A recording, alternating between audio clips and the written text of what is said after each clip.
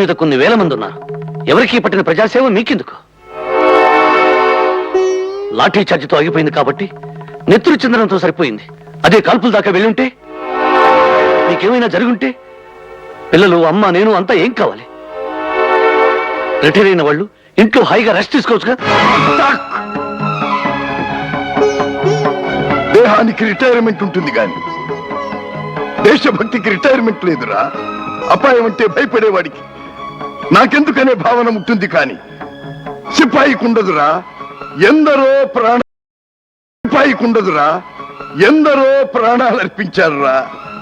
నీ కోసం, నా కోసం, ఈ దేశం కోసం ఎన్నో త్యాగాలు చేసి స్వతంత్రాన్ని తెచ్చిపెట్టారురా. అలా తెచ్చిపెట్టిన పవిత్రమైన స్వాతంత్ర్యాన్ని ఈనాడు స్వాతంత్రం అంటే అర్థం తెలియని, స్పెల్లింగ్ తెలియని కొంతమంది ఏలుతున్నారురా.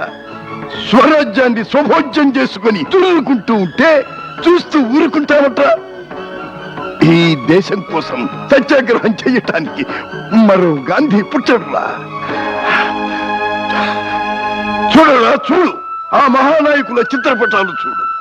వాటిని ఇంట్లో పెట్టింది అలంకారానికి కాదురా, గుండెకు గుర్తు చేయటానికి, ఆత్మను అనుక్షణం నడిపించటానికి. 45 ఏళ్ల క్రితం మనం బానిసలమని ఈ పసి వాళ్లకు తెలియదురా.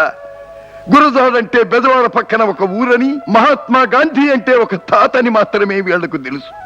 ఈ పసివాళ్లు పెద్దవాళ్ళు అయ్యేసరికి జాతి కోసం వాళ్ళ బాధ్యత వాళ్లకు తెలియాలి. అందుకే ఈ మహనీయుల కథలు సుప్రభాతంలా రోజు వినిపించాలి.